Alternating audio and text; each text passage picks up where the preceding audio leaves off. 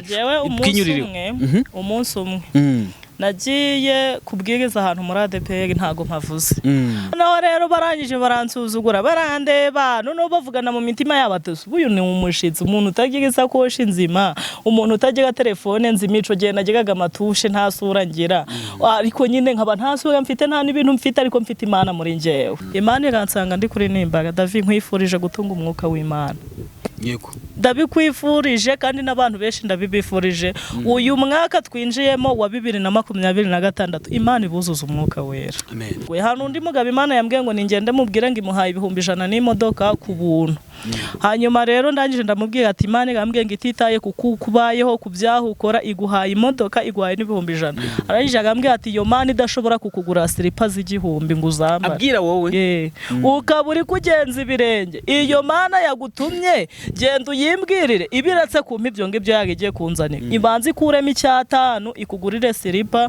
uzambare numara kuzambara izabone kubima zicumweru kwa muntu twarahuye arambwira ati umvura mu mwuka w'Imana imodoka nagayibonye n'ibihumbi 100 nagabibonye uzi ikintu cyambabaje yabonaga ko nkeneye slipa ariko yagabibonye ntiyazingurira yugeranyije icyo gihe cy'ubushize abantu bagusuzugwa ngo urasa nabi uri umukene nta shakoshi wigirira ubu ngubu yo wirebye kayitureba n'icyo gihe ubifata uti uburyo babivuzemo wibimbwe hari abambwe bati Imana yanze ko tubana hari abambwe bati nta tugukunda abandi bati nta guri inshuti twagendana nayo nibe twongeye kugirirwa amahirwe hano kuri Niya TV tukongeye kwakira umukozi w'Imana twagiye twakira mu bihe bitandukanye iyi ni inshuro ya kabiri tumwakiriye ariko nanone umuvandimwe wacu nkamaze kwagira mu rugo niyo mpamvu tugiye kuganira nawe n'umuhanuzi abantu bagiye basengana mu bihe bitandukanye mwagiye mu mwishimira mu bihe bitandukanye n'umuntu udasanzwe tugende ku buryo Imana igenda imukoresha mu bitandukanye asengera abantu bagakira iyo usenganye nawe nta kabuza Imana cyangwa se wivugana n'Imana cyangwa se uhura n'Imana cyangwa se ugahura n'igitangaza cyawe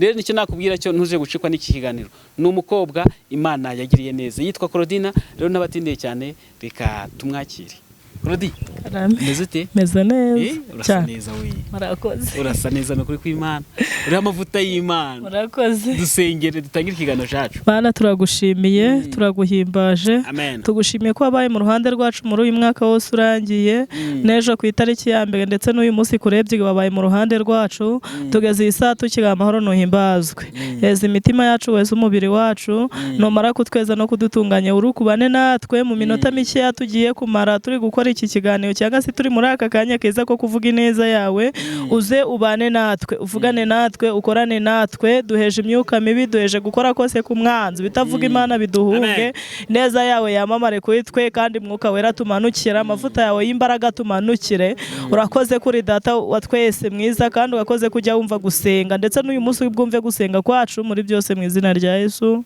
amen hanyuma umeze uteye Claudine meze neza urashima Imana ariko ubundi ikintu cy'imyambarire gisobanuye iki ku mukristo ku mukristo kwambara mbese ndavuze kwambara nta kiringeretseho aragiye kumaza ati kwambara ukikwiza kwambara bisobanuye iki ku mukristo umukristo nyine w'ukuriya ubundi hari ibintu abatemerewe kwambara yego hari n'ibindi aba yemerewe kwambara kandi abantu benshi barabizi ntago ari ngombwa ngo tubigisha reka David abantu bose ibintu babyica babizi yego abantu usanga ibintu bamwe babivangavanga none reka tugire ka kantu ko kwikwiza nk'umwadeperi usenga muri ADPR kandi agakantu ko kwikwiza ugafata uti ni keza cyane ngenda nabikunda yego buri muntu wese agira ibintu akunda ariko cyane iyo wambara imyenda migari imvura ishobora kugwa ugahita ibya myenda ikakubera ushobora gukora impanuka ntihagire umuntu n'umwe ukucishamo ijisho ariko utuntu tugufi urunama gakeya abantu bose bakakurunguruka ntabwo biba bisawa hari umuntu yigeze kunyura ku mukobwa nga yambaye akantu kagufiye ngarangije ngati noti hasi ya 5 nangije amubwira ati muko wamfashije ukamuhura kaga service ukamezera noti mukobwa amubwira ati nkoya umugabo aravuga ati none se uransuzuguye ngo ya ngo ntago ndi buyigwere ntago yararabasha kunama nyine ntago yabasha kunama ariko no mugabo yaramugerageje nyine ko ari ukumujyageza kugira ubutaha azisubiraho yambare neza yego bivuze ngo kwambara kwikwiza ariko ubundi abona bakira bambara gute reka tugende kuri Mariya wabyaye Yesu uzi ko yambaraga yambaraga yikwije ntago mbizi icyo gihe ntago nari nakavutse ariko ku bishusho tubona yari yikwizaga pe. Ikintu cyansekeje ni ukuntu ejo bundi basobanura uriya muntu wakinyira filime ngo Yesu ngo burya ngo ntabwo ari Yesu, ni umuntu uhari, ariko ukuntu abantu bamwizeramo wasanga nako gafoto gafite mu cyumba birashoboka, ntago ugatunze muri telefone. Yego umuntu aracyahari, birashoboka, ntago nabimenya njyewe ntago mbizi, birashoboka. Hanyuma umeze ute? Meze neza mu buryo bw'iyobokamana? Nta kibazo, ibintu umurimo w'Imana uragenda cyane. Ariko Claudie, hari ikintu urasengera kukanga gusubizwa? Njyewe ntago mbizi, ntago ari ukwirarira, si no kwiyemera, nta kintu kiranga nasenze. Wenda bishobora gutinda ariko ntago byanga. Yego. Abavuga ko uyu murimo w'Imana waje mu bushirashere bifata uti? Buri muntu wese agira imyemerere ye n'imyumvire ye. Ubu David wambaye ishati y'umweru, wambaye n'ipantaro y'umukara, ariko njyewe nambaye agashanana karimo umweru, karimo n'umukara, karimo n'umutuku, karimo, urumva nyine ntago duhuje. Uko rero ntagiye ngo nambare iyo myenda yawe, nawe ntuze ngo wambaye ino myenda yanjye, niko no mu myumvire abantu batandukanye. Ubu hari abantu benshi bazi ko gusenga ari byo bintu bya mbere, bazi agaciro k'umuhanuzi. Hari n'abandi baza akavuga ati si gusenga ni ibiki, uwo muhanuzi se ni muhanuzi nyamaki, ubundi Imana ivugana nawe twagiye he? Rero buri muntu wese yemera bitewe sinze ngahano umuhanuzi agiye guhanura, arangije ngo arahanura ngahano, arangije ngo baramubwira ngo ariko iyo Mana yagusanze kakubwira ibyacu ko twisangiye. Ni benshi, nanjye hari abantu benshi babimbwira. Ngo gwiki? Yego. Tubwiye byaba bimeze bite, bihagaze gute? Kugira ngo umuntu ageze akubwira ati iyo Mana yakubwiye ko twisangiye ngitubwira ibyacu. Umunsi umwe nagiye kubwiriza ahantu muri ADPR, ntago mpavuze. Hanyuma mpageze, ubwo bari bafite nyine amasengesho, hari ukuntu pasiteri atanga itangaza ati iki tuzaba dufite umushitsi gutya. Noneho mpura n'abadiyakoni baje kumfata. Nkuko waba wenda ugiye kubwiriza Kabuga ugasanga hari imodoka iparitse Nyabugogo muri gare ije kundeba. Urumva ni agaciro pe kumanuzi n'amavuta y'umuhanuzi. Noneho rero icyo gihe ntago naginsa nka gutya nsa uyu munsi. Ubwo Imana ishimwe gubyumvise. Yego. Noneho rero barangije baransuzugura, barandeba, noneho bavugana mu mitima yabo ati uyu ni umushitsi, umuntu utagira isakoshi nzima, umuntu utagira telefone nzima, ico gihe nagigaga amatushe nta sura ngira, ariko nyine nkaba nta sura mfite, nta n'ibintu mfite, ariko mfite Imana muri njyewe. Ni ukuvuga ngo ibintu bitugenewe hano ku isi bituma tubaho neza, ntabyo ufite, ntabyo nari mfite, ariko ku mutima ufite Imana ishobora byose, ishobora kukurimbura nange kagukiza. Hanyuma rero birangije baranjana bangejeje mu rusengero, nyine baranyakira. Abadiyakoni kwa kundi bajya gutekera abashitsi ngo baravugana bati surana ubundi mukozi w'Imana, biriwe baradutumirira bakatuzanira ngo yemwe ngo hazaza umushitsi, ati nta turirwa turajya kubunga ngo turi kugura inyama, turapfa guteka ibitogosheje n'ubundi n'ibyasa nabyo. Imana iransanga ndi kuri nimbaga, David nkwifurije gutunga umwuka w'Imana. Yego. Ndabikwifurije kandi n'abantu benshi ndabibifurije. Uyu mwaka twinjiyemo wa 2026 Imana ibuzuza umwuka wera. Amen. Hanyuma Imana iransanga ndi kuri nimba rirambwiye ati Claudine mwana wanjye, ibiryo byanga ntubirye, ntugire amazi unywa, ntugire fanta, ntugire n'amafaranga ufata. Buri kimwe cyose. Ikintu nkwemereye ni ukuvuga ijambo ryanjye, nkakubwira ibyo mvuga ukavuga, warangiza ugataha. Kandi nanone nkwemereye gutaha ubabwiye impamvu utagize ikintu cyabufata. Ndagenda ndababwiriza. Bashaka kubikunda inyuro kabisa. Ndababwiriza. Maze kubabwiriza, ndababwiriza barafashwa bagenda bajya mu mwuka. Yego. Iyo mpano ndabizi nyiyiziho.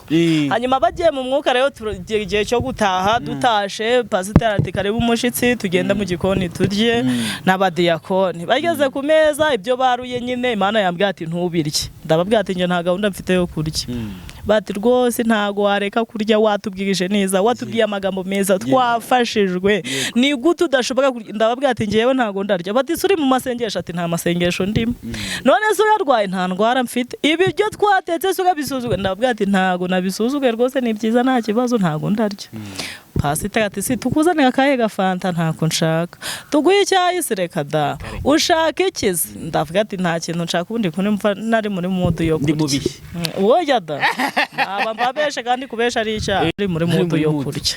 hanyuma bararya ariko nyine pasiteri ukabona yagize ikibazo kandi nawe ari wowe akazaje akunda kumbaza ati none si basi nta nakantu wumva ushaka twagwa oya ubwo igihe cyo kurya kigeze pasiteri avuga ati ariko si umukozi w'Imana kuko twagukunze kandi imbabazi ngusabye ni iki kintu nagukora ukambwira impamvu utariye ndabibona so urwaye ntago uri mu masengesho ikibazo cyatumye utarya ni 9 mubwati rero mureke nkibabwire n'ubundi Imana yambwiye ngo ntintahe ntababwiye impamvu ntariye aba badiyakoni bawe bakimara kumfata banyijojoti babona ndi mubi ntasa nabo ntafite nk'ibyo bafite ntabayo nkuko babayo banje bavuga ngo ntago bahirwa barabunga ngo bari gushaka inyama ngo bagiye guteka ibitogosheje n'ubundi nibyo nsa nabyo rero Imana yambwiye ngo nta mukozi wayo kurya ibintu by'ibitobangerezwa ibiryo byanyu ntimbirye ntihagire n'ikintu cyanyu mfata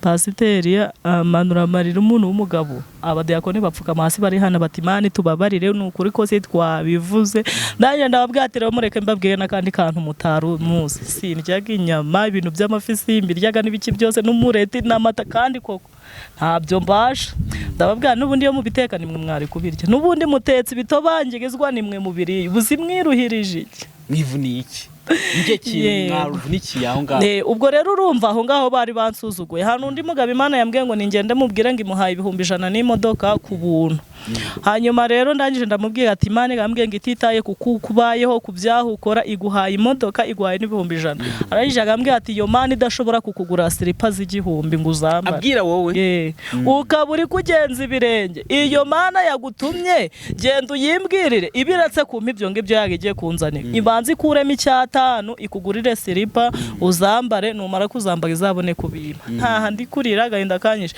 ngeze mu rugo Imana yambwiye ngo icyo nashakaga gukora wagikoze icecekere kandi nibyo namusezeranyije nzabikora kugira yemere ko ndi Imana yavuganye na zicumweru kwa muntu twarahuye arambwira ati umva uri mu mwuka w'Imana imodoka yibonye n'100 nagabibonye uzi ikintu cyambabaje yabonaga ko nkeneye slipa ariko yagabibonye ntiyazingurira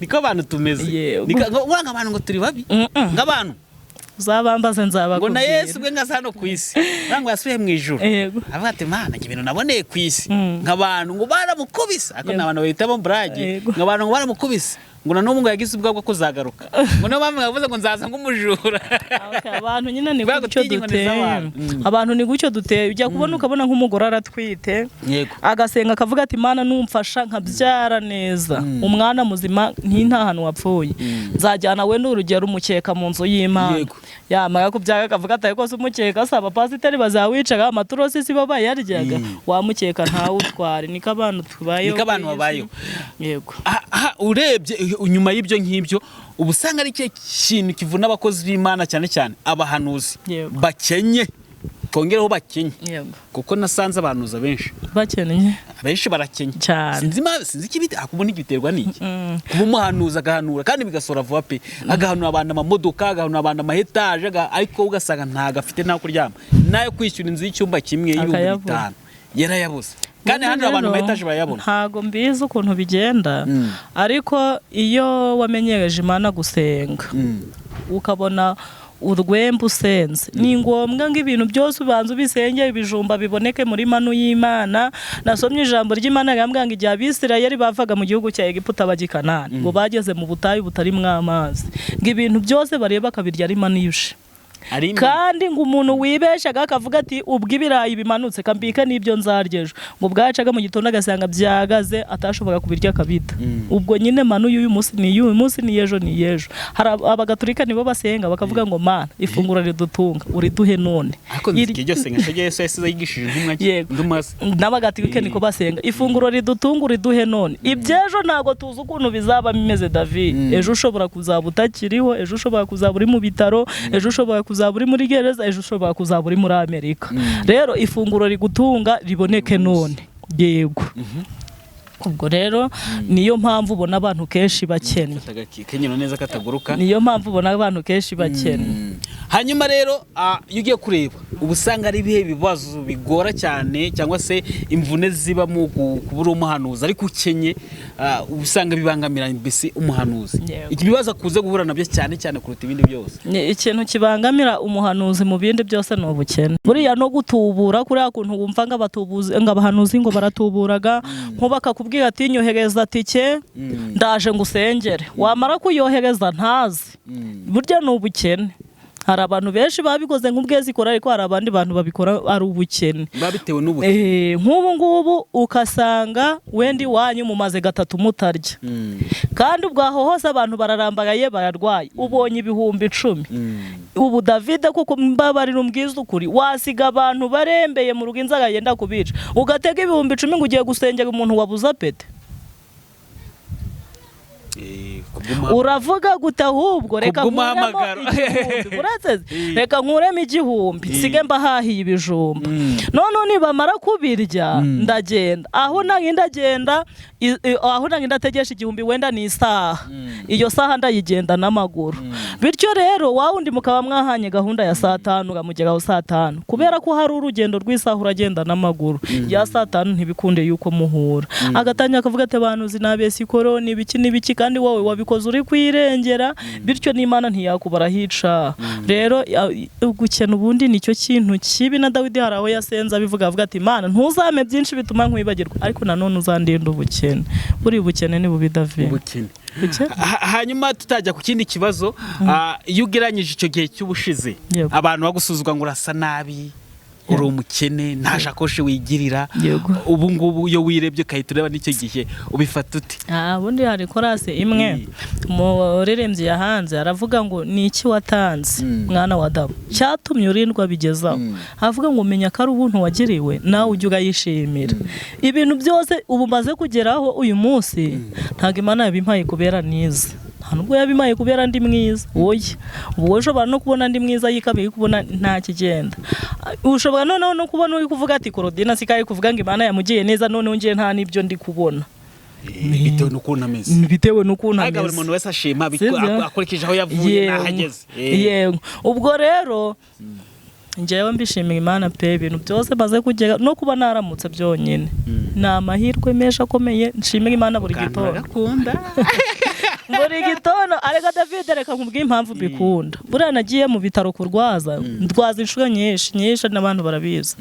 Hari abantu benshi bangicize bati duherekeze tugiye kubyara abandi bati twarwaye duherekeze nyine nkunda guhora mu bitaro abantu barabizi ariko reka nkubwiye nabo nageze mu bitaro ndavuga ati nugira amahirwe yo kuramuka David niyo waba waburaye niyo waba wambaye ikanzu imwe niyo baba bari kuguhiga niyo ibyawe baba baraza kubiteza camuna ariko ukagira amahirwe ukabona waramutse ujye ubishimira Imana. Hari abantu benshi baba batabonye aya mahirwe. Hari uwo twaganira arangije arambwira ati kuba ugihumeka uri umukandida w'ubuzima bwiza none dukurikiye kuba ugihumeka kuri uyu munsi 2025 kuba yaragiye ikagusiga ukaba winjiye 2026 kuba ijoro ryatambutse utapfuye ariko uyu munsi ukaba uriho kuba abandi wagiye wabaherekeje mu mushyingurwa ryabo ariko ugataha amahoro menya ko uri umukandida w'ubuzima bwiza. Ariko ubundi Kurudi gukorera Imana uri umukobwa ntago bikuvuna? Gukorera Imana uri umukobwa biravuna ariko nanone Imana yaguhamagaye ikagutoranya ni nayo iguha imbaraga. Ubundi hari ijambo ry'Imana rivuga ngo nshobozwa byose na Kristo ni wumpa imbaraga.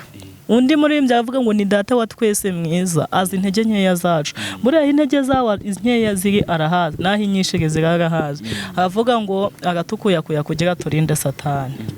Yego Imana yagukuye hari abana b'abakobwa ubu ngubu badukurikiye ntago nzi hano baherereye hari abari mu biganiro nk'uko turimo hari abari mu maroji hari abari gusambana hari abari mu tubare basinze hari n'abamaze gupfa hari n'abari guhinga n'abari gucuruza hari n'abarwaye barembye mbese twese turi mu bintu bigiye bitandukanye. Hari nawe udukurikiye wabuze icyerekezo hari n'umaze gusara n'abantu benshi. Niki wabwira abo bantu badukurikiye bana cyane cyane ku bana b'abakobwa? Abantu badukurikiye nababwira ngo musenge. Gusenga nicyo kintu cya mbere kizakuvana mu cyiciro urimo kikakugeza mu kindi cyiciro. Gusenga amashuri ufite ntago ashobora kugukura mu cyiciro cya mbere kujyane mu cya gatanu, ntago bibaho. Ego imyenda myiza ufite nta hantu yagukura. Uzacunge David, hari igihe umuntu yambaraga umwenda w'ibihumbi 100 akava mu gitondo wambaye akageza nimugoroba atari yabona umuntu umubwira ngo wambaye neza, ariko wowe wambaye uvuye gutira utari n'uwawe. Nk'ubu nkanye niyambare akantu ka make utari n'uwawe, ugahura n'umuntu akakubwira ati mana David wambaye neza, uri mwiza, urasa neza. Nta kintu na kimwe wakora udasenga ngo bikunde. Genda mugende musenge. Iciciro cyose waba urimo nta buzima na bumwe Imana itagukuramo, kandi nta buzima na bumwe Imana itagushiramo. Imana yakwemera kuba mu buzima bubura isukari ya deza, ikemera kuba mu buzima bubura n'ifu y'igikoma, ariko ikemera kuba no mu buzima burimo nido, burimo bureba. Bya bintu byose abantu twifuza no kwisi kurya, sibyo ko biduteza n'ikibazo. Umuntu umwe yaritonze ngo Imana iguteye iteka ngo urgifite ku mubyizi mu mibyizi ukambara Jesu namba dushana na kwa gatanu.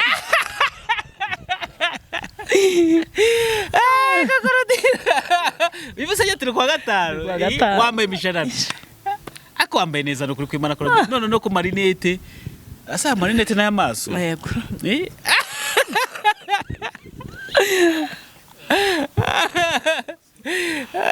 N'abantu bashaka kugukunda ukuntu wisekera.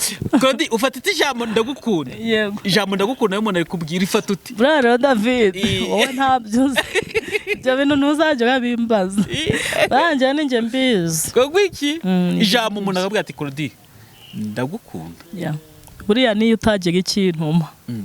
Neza ukamara n'imyaka 10 utantakinumaye, ariko ukansekera ubundi ukazajya umbwira ati ndanagukunda, ukafata umwanya ukanyandikira, ugafata umwanya ukambwira ati ndagukunda, ugafata umwanya ukampamagara. Arega David nabaye igihe kinini ntagira umuntu nsura, ntagira umuntu umbwira ngo uzaze unsure, ntagira umuntu umbwira ngo ndagukunda, ntagira umuntu umbwira ngo wantije imyenda, ntagira umuntu umbwira ngo uzaze ngutize imyenda. Mbese ico gihe nakibayemo kinini. Ubu rero iyo ubimbwiye uhita umukunzi wanjye, niyo wabimbwira uri kumbesha mpita nishigamo kugunkunda ati ndagukunda, mpitaga mva mu byanjye. Ashobora kuba we n'ikibazo cyo kuba abantu bakubwiye ngo ndakwanga. Hari umuntu wigeze kubwiye ngo ndakwanga? Ego umwezi babiri se we bambaza aza gutya arakwegera benshi abivuga mu ijwi rimeze rite? Babarira David we bimbwira ni benshi, ndakubwiye ngo ni benshi. Uburyo babivuzemo we bimbwira, hari abambwiye bati Imana yanze ko tubana, hari abambwiye bati nta tugukunda, abandi bati nta guri inshuti twagendana nayo. Ni benshi, ariko abantu bakwanze Imana igukunda se bitwaye iki? Hanyuma rero hano hari abantu benshi bagiye badukurikiye hano bagomba gufata ubuzima cyangwa se bagafata isomo ry'uko umuntu agomba kwitwara mu buzima bwe bwa buri munsi. Hano umunsi ku munsi duhura n'ibibazo byinshi bigiye bitandukanye hano ku isi. Rimwe na rimwe tukanga ubuzima bwacu tukiyanga, noneho tugeze ku bahanuzi bo nakwaje ikibazo kiza nakuba ati kweka abahanuzi barangwa ibibazo byinshi. Bamwe bakabashije ngo nuko badakora, abandi ngo bari gutubura. Niki wabwira abantu badukurikiye? Tugiye kumva ijambo ry'Imana mu minota nk'itanu gusa. Abantu badukurikiye abe abagabo, abe ababyeyi, ababasore, ababakobwa, abe n'abana nyine babasha kutwumva. Abantu bari mu mahanga babasha kutwumva n'abantu bari mu Rwanda bari kutwumva. Ikintu nababwira, ubuzima urimo bwihanganire, niyo nzira yonyine Uwiteka azaca amaje kukureba. Ubuzima ndimo niyo nzira Uwiteka azaca amaje kukureba. Korari ndirimbagamo ifite indirimbo nkundaga kuyivuga buri gihe, iravuga ngo ifite Imana inzira zirenze ibihumbi, ngo kandi aho izanyuza wowe ntaguhazi, yikorere gusa wicecekere ntago yirengagizaga abayiyambaza. Hari umuntu uherutse kuduha agatekerezo agatubwira ngo hariho umubyeyi yari yarabyaye umwana umwe w'ikinege n'umugabo warapfa. Ntangaramuta ntago nibuka ukuntu babitubwaye ko bishoboke ko yapfuye, asigana umwana umwe w'ikinege ari no mu kazu kabi katagira gahunda. Hanyuma rero ngo uyu mwana aza kurwara kanseri yo ku bwonko, ajana mu bitaro byahe n'ibyahe biramunanirwa. Ngahantu hanyuma yagiye ngo baramubwiye ngo umuganga ushobora kuvura uwo mwana gakira cyangwa se dogiteri ushobora kuvura iyo kanseri yo ku bwonko ari mu Bushinwa, yitwa Nsengiyumva, kandi kuva mu Rwanda ugera mu Bushinwa ni miliyoni 10 15 kugerayo gusa ugahura n'uwa muganga atagusuzumiye yego miliyoni 15 mukabonana 15 ibaza umuntu w'umupfakazi utagira epfo utagira ruguru utagira inzu miliyoni 10 yazazikura heza aricara ngo yarari no mu kazu kabi katagira gahunda aricara ararira abwira Imana ati Imana niba uyu mwana uzamukiza ni wowe wamumpaye hari abantu kare nabwiye ngo uzajya usengera Imana mu byo yakoze ntukayisengere mu byo itari yakora aravuga ati niba uyu mwana ari wowe wamumpaye uzagaruka umukiza niba nanone atari wowe wamumpaye umwitwarire nta nico bitwaye yego ngo umugore aba ngo umwana yarangwaga no guhora arira nta kintu na kimwe urumva ubwonko ni bubi ngo umunsi umwe wa mudogiteri yiyumva mu gusohoka Ganyumvira David gusohoka yego mbese gutembera aravuga ati ubu nsohokeye mu Rwanda atembereye hari n'abantu bari muri Amerika basohokeraga mu Rwanda akafata visa kaza akishura amadolari ye nanga amayero ye beshi hanyuma ngo atemberera mu Rwanda aja kureba amashyamba ibiki byose noneho ngo indege imusigaho umunota umwe acyagera asanga indege imaze kurira urumva ni umuntu ufite amafaranga ntago byamubabaje yakavuze ati nta kibazo kanongeye nisubiye mu dushamba n'ubundi nari ntashe ntage naryoherwa n'akayaga kina ngo hanyuma mu gihe ari gutembera Imana ntishobora kugutega umuntu udafite ibyawe David gutembera ngo imvura iragwa bagubana mbese igiye kugwa noneho ngigwa ageze ku kazu ka wa mugore aravuga ati kanje kwiyugama aja kugama kwa kaza avuga ati nubwo ari kabi dogiteri ataga kwiriye kugama muri aka kazu ariko adaho kujyanyagirwa hanze nanyagirwa mu nzu agenda arugama ngasanga wa mubyeyi atetse igikoma umubyeyi yamwiheraga koma mu gakombe aranywa nuko ariko ngo mu gihe hanywa akazajya yumva urusaku rw'umwana uri kurira mu matwi ye kandi wenda bigashoboka ko n'uyu mwana atari ari kurira ariko kubera ubutabaza ari we wari bw'Imana bubonetse noneho ngakumva umwana ari kure akavuga ati uyu mugore yashoboye kumpa igikoma atanze umwana warakimwima kari kurira nuko ngo noneho yenda gutaha imvura ihise abwira wa mugore ati wa mugore we ko kuva kare numvise umwana uri kurira mu matwi yanjye uyu mwana ntashobora kuba arwaye kutamujyanye mu bitaro bitese uyu mwana byagenzote ngo noneho umugore arangije akamubwira ati rero wa mugabo we ntago nkuzi ariko reka nkubwire ikibazo mfite kuri uyu mwana yarwaye kanseri yo ku bwonko nta bitaro na bimwe ntagiyemo barambwiye ngo umudogiteri ushobora kumvura umwana agakira ari mu Bushinwa yitwa Nsengiyumva kandi kuva mu Rwanda ugerayo gusa ni miliyoni 15 niko bambwiye kandi uri kubona ahantu ntuye nta mugabo ngira nta n'uyu niwe mwana wenyine mfite ibaze nawe none ubu ntegereje ko umwana akira canga gapfa mbese ubwo ni ibintu bibiri ntegereje ngo umugabo amanuka hasi ararira agapfuka amararira muri ako kazu ngo umugore amubwira ati si wa mubyeyi we kurira bite nese uri kurizwa basi n'inkuru nkubwiye wenda utarashobora kumfasha uri kurizwa n'ikizi ngo dogiteri ararira arira ari kuvuga ngo mana menye neza ikintu cyampagurukije mu Bushinwa kikanzana mu Rwanda menye ikintu cyatumye indege insiga umunota umwe ikagenda buryo bwose ni njyewe wari ukenewe mw'uru rugo dogiteri Nsengiyumva bakoherejeho ni njyewe turi kumwe uyu munsi kandi ntugire ikibazo miliyoni 15 ntazo ugitanze nta nayo umuti uzatanga nta nayo umufuragiro kandi n'umwana wenda asiga mukuvuriye imbaraga z'Imana inziga z'Imana ntiwamenya iyo zizaturuka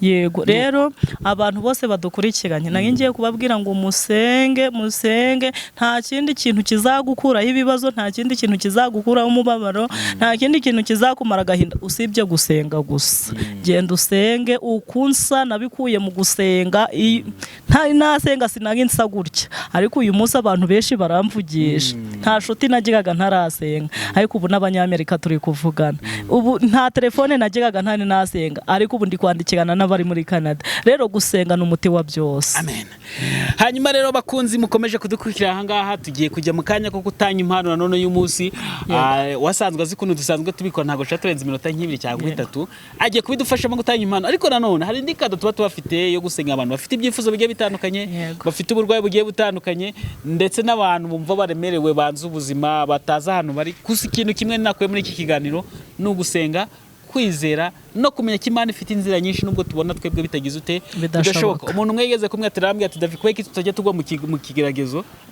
ati buranga Imana ahita ndambye ati buranga Imana bayarebye akageragezo urimo akaba nta kantu toto ikaza kugutabara hahandi uba wozi kuri buhapfire akaba ari Imana yigira ute yigaragariza buranga baye gifite nk'abantu kihamagara nk'ubu Claudie ufite Innocent ufite abantu bahungu turi kumwe ufite mama wawe ufite papa wawe bose wabamaga bakagukemura ikibazo Imana yakwirwa iraza Imana yakwirwa yaza Yesu ukora ikizi kandi ufite babigufasha ariko ngo cyagiye nta muntu ufite wo guhamagara no gufata Imana ni wowe wenyine nsigaranye ni bwiza yego Claudie ni karibu ku mpano urubuze gutanga iminota nk'ibiri cyangwa 3 gusa abantu babonye amasomo menshi bakwemo ibintu byinshi bagomba kwiga uyu munsi. Tugiye gusoma ijambo ry'Imana turasanga mu gitabo cy'Abacyamanza ibice ni 4 turasoma umurongo wa 14 wonyine.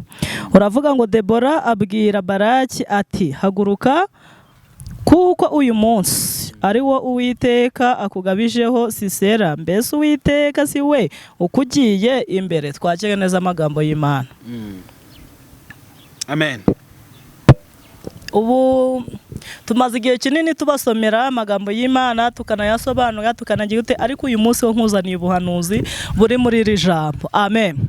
Ijambo ry'Imana ryambwiye ngo uyu mugabo witwa Debora ubundi yarari umwami w'Abisirayeli, niwe wagombaga kubarwanira akanabatsindishiriza, ariko ngo yamaze igihe kinini arwana n'umwami w'i Kanani witwa Yabini ndetse na Sisera, ariko ngo umunsi umwe byarabananiye, barasenze byaranze, bamaze imyaka 20 aba bami bombi babagerageza David, imyaka 20 utarya, imyaka 20 udashaka, 20 utambara. Ubu ngiye nkundaga kubwira abantu iyo nagize amahirwe yo kujya kubwiza mu rusengero runaka nkababwira ngo ku myaka mfite hiyongereye indi 20 ntarashaka, Imana niyo yashaka yamunyima. None ubundi yaza kwendeke sinashobora kumubyarira, sinashobora kujya kuvoma, sinashobora kugira ute, oya 20 rwose, oya rwose yego. Hanyuma ngo Abisirayeli bo ngo bamaze imyaka 20 bageragezwa, ariko ibaze kuba ufite umugore utwite akazamara imyaka 20 atari yabyara.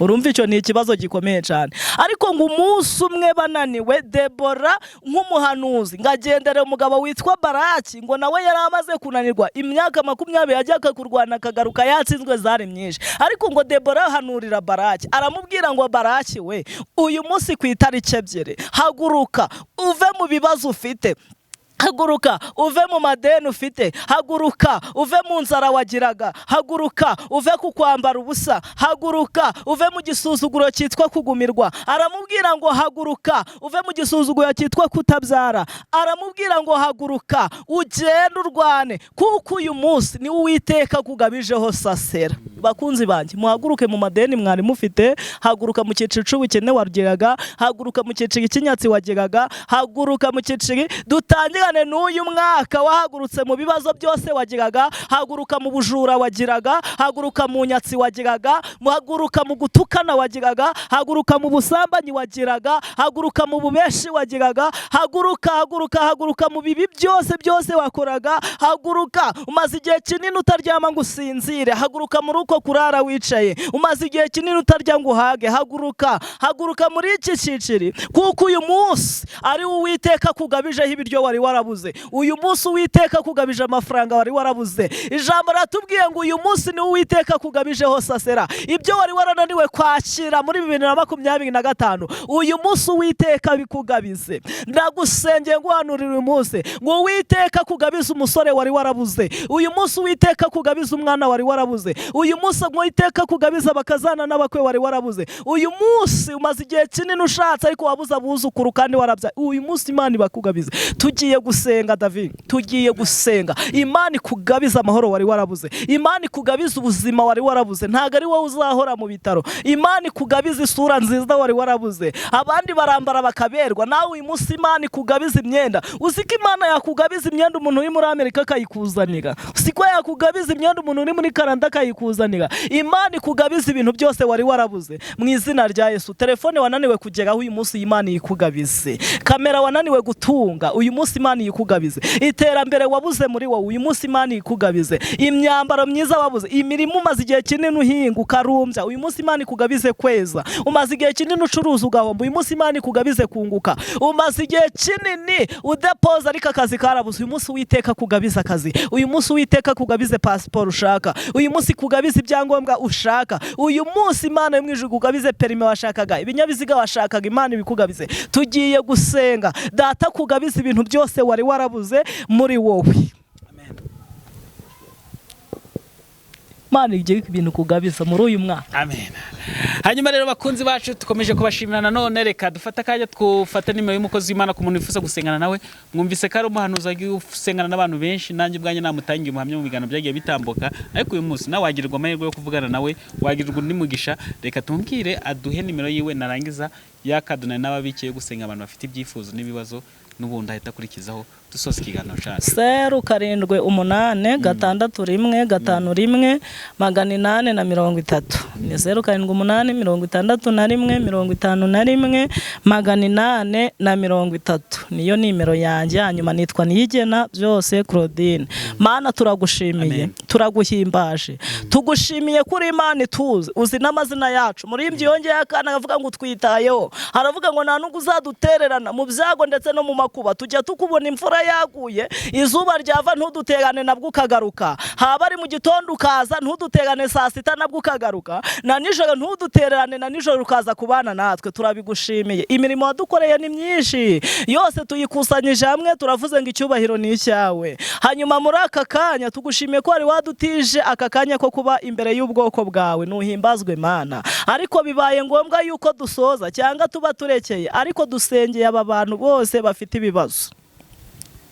Umugabo witwa Barasi yari afite ibibazo byo kurwana buri gihe cyose agatsindwa, ariko ngo umunsi umwe umwohereza umuhanuzi, aramuhanurira aramubwira ngo haguruka mu ntambara wari ufite, kuko uyu munsi turi kuvugana ni Uwiteka agiye kukugabiza hose Sera. Kandi Bibiliya yavuze ngo amanutse arwanye, ngo watatanyije ingabo za Sasera zose ndetse na Sasera n'amagare yo yose, ngo urayatatanya. Ngo Sasera haguruka, aranyomboka agenza ibirenge, hagira ibintu byomboka ku bantu bawe bigende. Naga insenze ngo abarwaye bakire, abarushe baruhuke, abaremere ubaruhure, abababaye ubamara agahinda, bari kurira ubahoze mu izina rya Yesu. Ababuze urubyaro babyare, abananiwe gushaka bashake, ingo zisenyutse zubatsike muri iyi minsi cyangwa se uyu munsi. Abantu bose bari barabuze amahoro bayabone, kandi uyu munsi abafunzwe ubafungure. Nari insenze ngo uyu munsi umuntu wese ukeneye ibyangombwa aho yaba ari hose ubimuhe, kandi data wa twese umuntu ukeneye perimi uyimuhe, ukeneye imodoka uyimuhe, ukeneye